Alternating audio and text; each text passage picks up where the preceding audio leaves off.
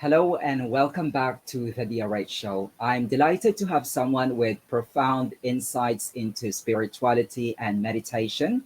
He's not just a teacher, he's also a passionate advocate for inner peace and mindfulness. After years of exploring spiritual traditions and practices, he has become a guiding light for many of their spiritual journeys. His teachings focus on deepening spiritual practice, achieving inner peace, and exploring consciousness. John Butler, thanks for joining us today. Thank you, Dennis. It's a pleasure to be with you. Okay, it's nice to have you here, John. I've come across your channel. It's very calming. I would say you really have a very soothing voice. But I suppose we just kind of like step back a bit. So if you could just tell us about your background, your trajectory in life, and how you ended up doing what you're doing. So, John, what initially drew you to the path of spirituality and meditation? Well, it wasn't called that, Dennis. I didn't know even what spirit was. The word wasn't in my head as a child. But I was very fortunate. I was born in the deep country. I'm a countryman through and through. I was born before the war, which will show you how old I am. In the days when there were more horses on the farms than tractors. And I lived in quite an isolated little house in the deep country. I hardly knew what another little boy was, really, in my childhood. I played alone in the fields with animals, sheep and cows and horses, of course, and these were what I was familiar with up to the age of 7. So silence and space were the most natural things in the world for me. I wasn't used to talking and being social. So that's what I grew up with. And it was only much, much later in life when words like spirituality and practice came into my focus that I began to realize how lucky I'd been, that all these things were part of me naturally and had been from the beginning. And they still are. I still look out of my window now, just beyond the screen, and there's a lovely hillside and trees and a lovely sky, birds flying across, and that's where I belong. That's natural for me. I would have to agree with you, John. Indeed, you're very lucky to have the luxury of space and just stillness. But I understand, John, you're also an organic farmer. So I was interested to hear from you. How did your experience as an organic farmer, along with your experience growing up, how did it influence your take in spiritual practices, if we can call it spiritual practices? But Dennis, I'm not too keen on the word organic. Hmm. That's rather a newfangled description. I was brought up to be a good farmer, and a good farmer is what farming basically has always been before science came along and made it all complicated and artificial. In fact, when the when fertilizer and things were first introduced, I remember when to begin with they didn't exist hardly, and then they came in mostly soon during and after the war, and of course they were called artificials by the farmers, and good farming is by and large natural. So I very soon learned the distinction between what's natural and what is artificial.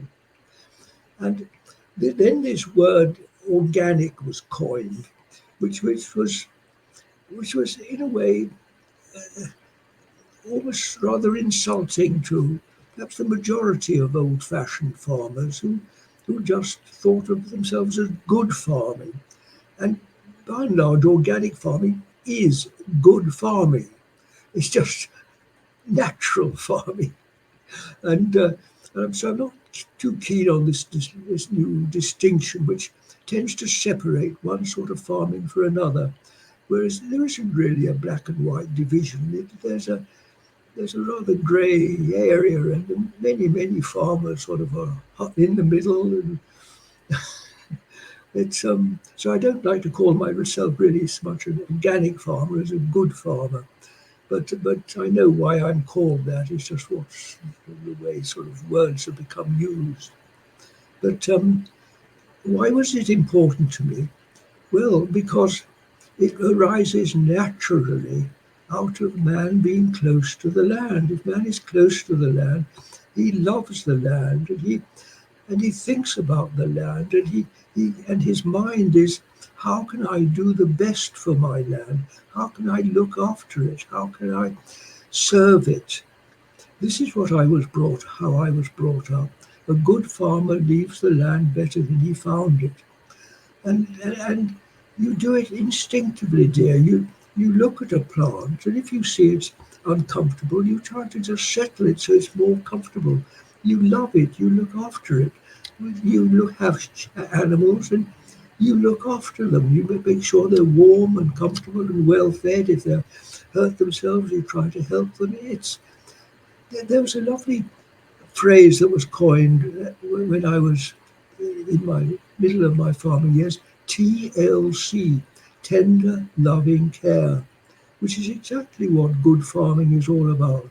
You care for your soil. You're the husbandman of your soil. That was the old word for a farmer, a husbandman. You're married to your soil and you care for your soil, like you might care for your wife, really. You husband your soil, Mother Earth. You look after her. You revere her. And that's the essence of it all, really. Mhm. And John, would you say that that essence of looking after your land, looking after your farm, is that the same with spirituality? In a way, like you're looking after yourself, you're taking after yourself. Is that the same kind of philosophy? Well, dear, what do we mean by spirituality? In a way, it's become a rather divisive word. Hmm. Um, I'm not sure it's always very helpful. What is spirit? Where is spirit? Isn't spirit here now with us? What do I mean by spirit? Here is my body. You can see my old man's body sitting in front of you. Here's my mind functioning and coming out in the form of words.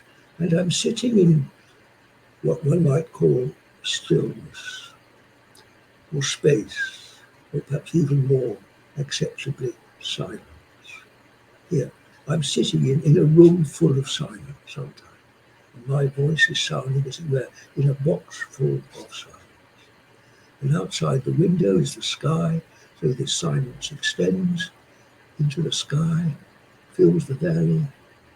Indeed, this silence is everywhere. It's universal. So what is spirit? What are we talking about? Isn't this, we have silence, stillness, space, and the freedom that goes with it. And then what we might call presence, peace, spirit. Where does one end and the other begin? Or are they just a continuum from one to the other, just depending on the scale of one's realization? Isn't spirit as immediate and here and now as that? So just to be aware of this space I'm sitting in, or if I was out in the open fields, aware of the space, isn't that spirit, naturally? You see, if we start putting labels on things, you tend to separate them, world and spirit. But actually they're coexistent. They're together. You know, I may sort of jump the gun in this interview a bit, but the phrase is, God is with us. It's not something separate from us. You can no more be separated from spirit than a fish can be separated from the sea. The fish is in the sea. I love the little story of the little fish that went to the big wise fish and said, "Where is the ocean?" This is rather like saying, "How do you find spirit?" or something. It's natural, dear, to be aware of it, to be in it. And very often, the only reason that we're not in this is that we're so busy talking and thinking that we're simply unaware of what is the closest of the close. This invisible, silent presence, which is spirit. Mhm. And not, you don't need to use the word spirit because it's just natural. Absolutely. Now, John, because you talk a lot about these things, it's an interesting take about what exactly is spirit, and I suppose a lot of people can relate to how you actually explain the notion of spirituality to us. I just want to tell people that you also have your own YouTube channel called Conscious TV. Yeah, Sorry, you have been interviewed. Let me correct that. You have been interviewed on Conscious TV, and it has gained a lot of attention. So, yes, yes, yes. how did it change your approach to sharing your spiritual insights? Tell us about that interview. Well, I never wanted it, dear. I had no idea. I didn't know anything about internet. I hardly knew it existed. I certainly didn't know anything about YouTube. Um, and but I practiced meditation since I was a young man, since I was 26. So I practiced for many, many years. I was and a few people used to come and see me, and I'd help them as far as I could. And unbeknown to me, one of the people that I knew had seen Conscious TV and had written to them, and so out of the blue, the man that did it phoned me and asked me. I wasn't too keen, of course. He wanted me to go to London. I didn't want to go to London, did I? Whatever for? So I said no. And he asked me again a bit while later, and I also refused. I didn't want to be interviewed. And anyway, then a while later, he came up here to where I live. And I hardly knew what was happening, really. He interviewed me. I'd never been interviewed before. And I didn't know what YouTube was then. And, at first, I didn't know what he'd done with it. Anyway, somebody told me they'd seen me on internet, and apparently it had a good reception. And well, of course, I was pleased to hear that. And then when he realised it had been well received, he said, "Shall we do some more?" So well, I didn't know what to say. Okay, if it's what you want, and so we did a few more. But so I'm a very unwilling public figure, dear. It's not my choice at all. I never wanted to be a well-known personality because I've always believed that the work of prayer is best done behind the scenes. I've never sought for publicity. So I'm an unwilling public figure, really. But I've come to, I wouldn't say I dislike it. I was bewildered at first, and then I've got used to it, I suppose. And I feel rather blessed to be in this position. And if I've helped anybody, well, thanks be to God. I don't feel that I've done very much, really. But if people find me interesting, well, that's that, isn't it? Yeah. But definitely a lot of people can find value in what you're doing, in what you're saying, and especially with your voice, because you have a very soft spoken voice, and it has attracted a lot of people. So um, they tell sorry, they mentioned something called autonomous sensory meridian response, the ASMR community. So if you could share that to us. Well, of course, when I first heard that, I had absolutely no idea what that was all about. And the chap who makes these videos with me, he didn't either. Anyway, he Hmm. looked it up and came up with this long description. Made me laugh even more. I've never heard of such a funny thing. And why I've got that sort of voice, dear God only knows. I think it's because, as I told you, I'm a country boy. I'm not used to talking much, and most of the talking I did was to sheep and cows and nice quiet animals like that. So naturally, I talk quietly, and I don't really like talking much. I've always been a very quiet man. I suppose I've talked more than I've talked now than I've ever talked. But that's why my voice is quiet and why it has this effect on people. I've no idea. Yeah. But I understand, John, you've also done a lot of traveling aside from farming. Is Yes, that right? yes, Yeah. You've yes, been yes. to Russia, Africa, and Peru. And I suppose with your travels, you've met a lot of people. And would you say, John, that it has kind of shaped your spiritual thinking, if you will?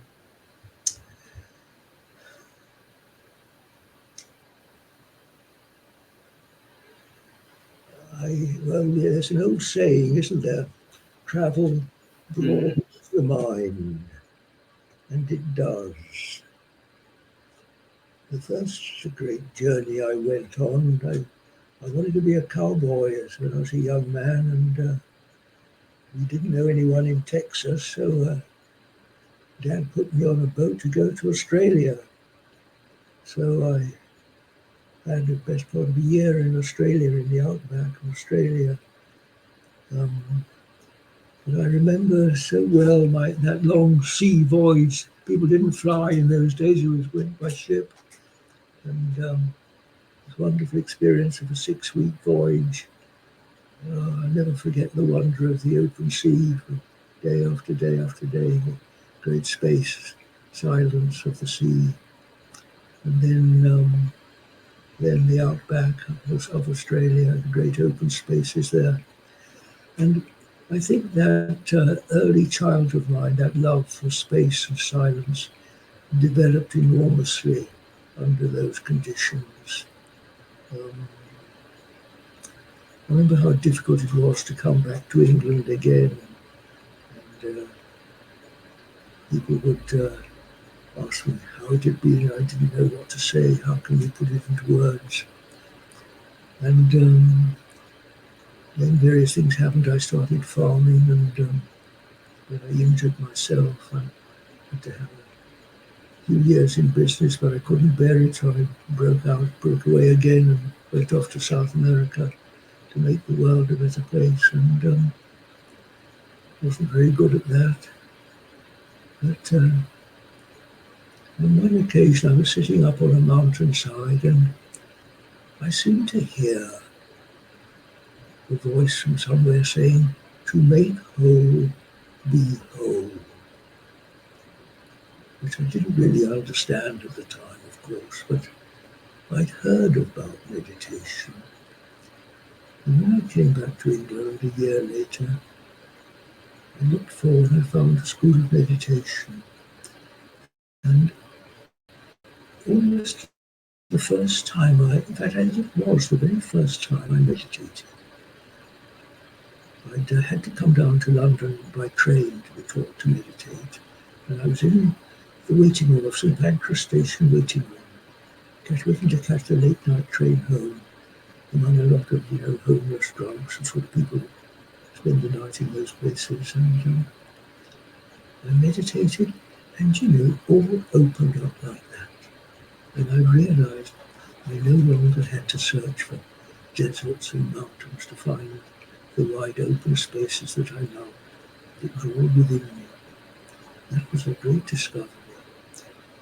And that's been going on ever since, opening up this infinite, infinite, the infinite within, infinite space, infinite freedom, infinite everything. And that's really what it's all about.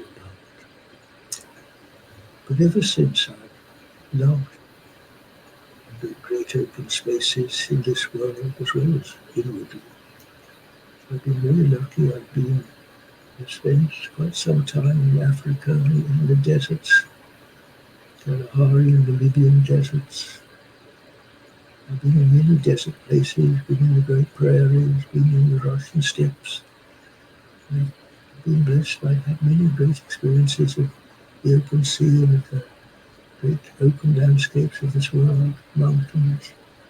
And they've all fed and strengthened and nurtured this love of the infinite, the don't fence me in of life. And I suppose if anything sums up my life, it's that lovely old song, Don't Fence Me In. I think that's just it in a nutshell. That's what spirituality is all about. It's finding the don't fence me in.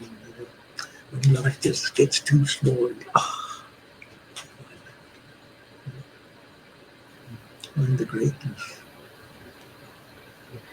It's really lovely how you kind of explain how your travel, how your farming impacts your philosophy in life, and also how it affects your meditation. So, John, would you kind of give some advice to people who are thinking, how should they start their meditation journey? What advice would you give to them? When I went down to London to the School of Meditation, I remember I was interviewed. Mm, One of the questions they asked me was, what do you really, really want in life? What's your deep heart's desire? And that's a very good place to start from. You may not be able to answer me straight away, but if all of you people listening, just ask yourself this question, what do I really, really want in life? I wonder what will present itself to me. Well, if you're clear about that, then you'll probably know whether meditation is or isn't the way to go. Especially as I try to describe it is for myself, the don't fence me in of life, the finding the greatness, the love that never says no, the life that beyond death, beyond this mentality, beyond thinking, discursive mind. Because that's reality with a capital R.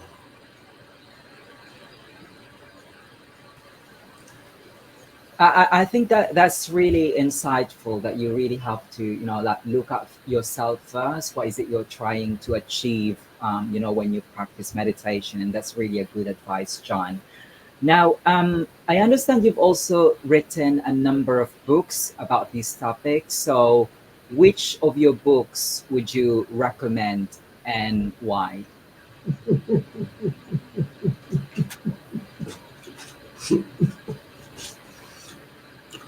Well, you could say that my 10 books are really a love story from when I was a young man, from a child really, until as I am now. Because the great sort of motive of my life has been to love and be loved, in ever greater, to an ever more perfect degree. That's it. The perfect, ever seeking love's perfection.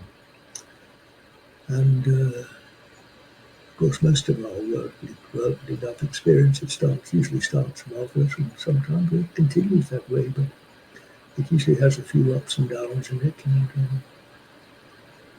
in the nature of things, even if it's only when death intervenes, well, it may outwardly anyway, even from inwardly come to pass. But anyway, in my experience, this great adventure towards heaven, towards love's perfection, it has no end. And this is really what my 10 books are all about. But of course, on the way, It goes through, first of all, my great love of farming, the country, and then my travels, the many experiences I've had. Um, I think I wrote a very interesting book about my several years I lived in Russia. I learned an awful lot about life there. Oh my God, I did learn a lot of lessons about life. Life itself, yeah. The best and the worst of life.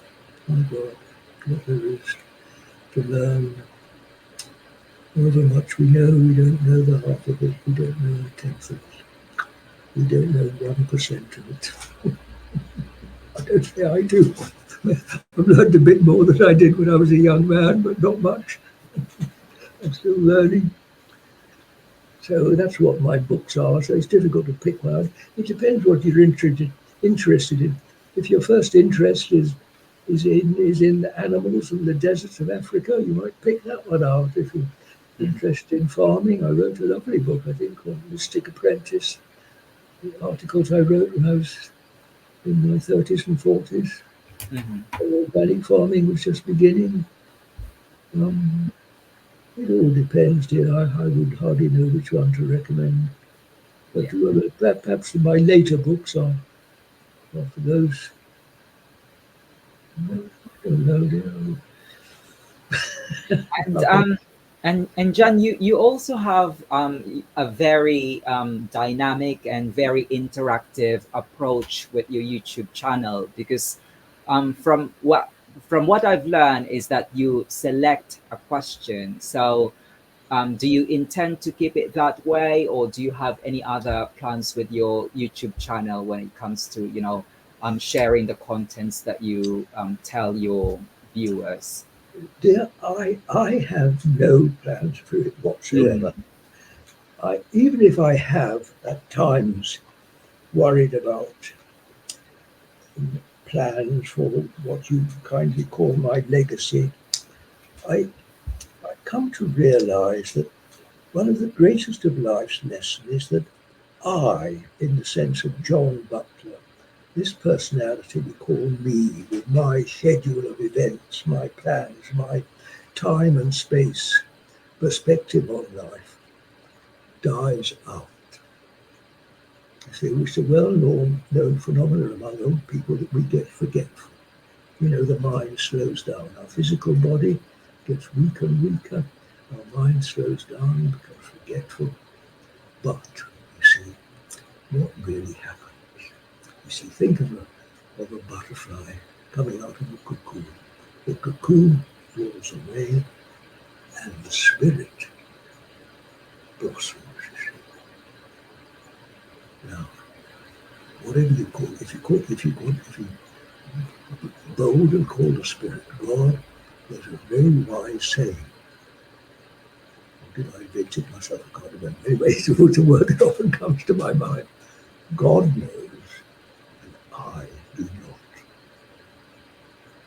You see, I, John Butler, with my perspective on things, my time and space perspective, my plans for the future, you see, really is an infant. It is almost a laughable non-entity compared to the greatness of one's ever fuller realization of this. This higher authority, this greater than me providence. So, what were the last words of Jesus on the cross? Into thy hands I commend my spirit. So, all significant things now in life, I say this, into thy hands, O Lord. mhm. And with that, I am at peace. And I know I can't do anything better. Yeah. And this is the whole essence of prayer. Mhm. This is what I've come to realize prayer is, and Mhm. in fact one's life work is this, in a way, this growing out of our separate existence into this universal, into, yes, coming out of one's separate mortal personality into the infallible.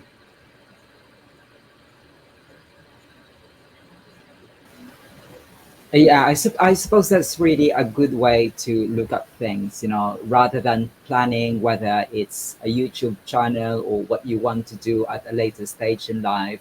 It's just, best to take it easy and just, let it take its course.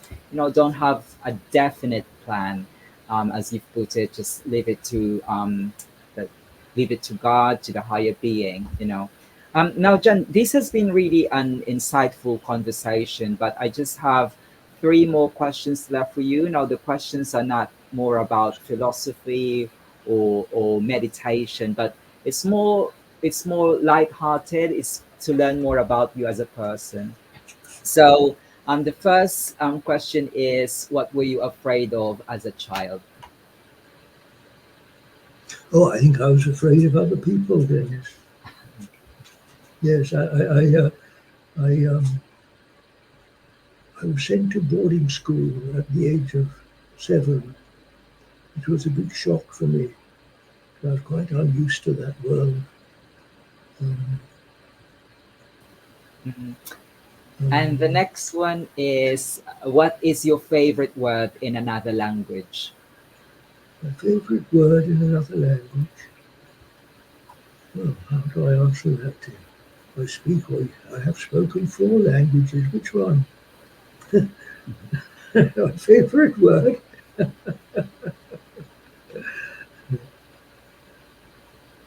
Do you have any like word in Russian that you know? Many words. Do you know, one of the lovely things I learned when I was in Russia is how the Russians respect silence. In fact, many Russian saints are, are called the silent, who are known for their silence. Um, yes, Saint Tikhon, the silent one, the peaceful one. Um, That's I, what I learned about silence. I love silence. I do. I both prefer silence to words, really. yeah, I had a look at it, and I think the Russian word for silence is tishina. I don't know if I said it right. It's Tishina. tishina, That's right. Yes. tishina. Yeah, Okay. good for you. Can you read Russian then? No, I can't. I'm only limited to two language. I wish I had more time to learn uh, Yes. some other language. Yeah. Russia is a very interesting place. Very, very deep spiritual culture there. Hmm. And Mhm. Jan, do you have any other sort of dream when you were a child? Like you said you want to be a farmer, but if you hadn't been a farmer or if you hadn't been doing what you're doing, do you think you would have pursued something else in your life? Uh, I think I was very young when Hmm. I wanted to go to the Himalayas and sit in the cave and be a hermit. Well, Hmm. why? No, I don't. Then I read about Saint Anthony in the Egyptian desert, who had a lion who came to him with a thorn in his paw, and I would have loved to have been in a cave with a pet lion. That would have suited me just fine. Hmm. Yeah, that was quite a dream for me when I was a young boy. Hmm. I think always had a sense of loving God Hmm. with a pet lion to help keep me company. Yes. Okay. And John, do you have any final message to everyone before we wrap up this interview? The message, my dears, follow your heart, my dears, follow what you love. Hmm.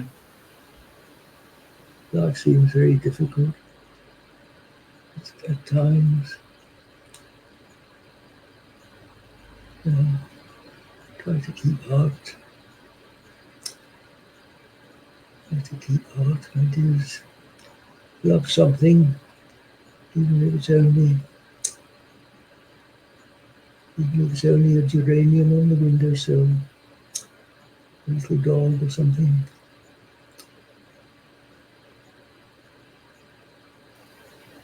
It isn't everybody's way. There's some more intellectual types. When I looked on your website, Dennis, I thought, well, you're one of the heady ones. Well, I'm one of the hearty ones there, but we found something in common, haven't we? We've had a nice chat. So there's a big overlap. Yeah, Some there's heady than others, and yeah, probably not. there's definitely an overlap with what we what we're interested in, and I really I'm really delighted to have spoken to you, and thank you for giving me your time. But unfortunately, we haven't got enough time. Mm. But I really thank you, John, for taking the time to join me today.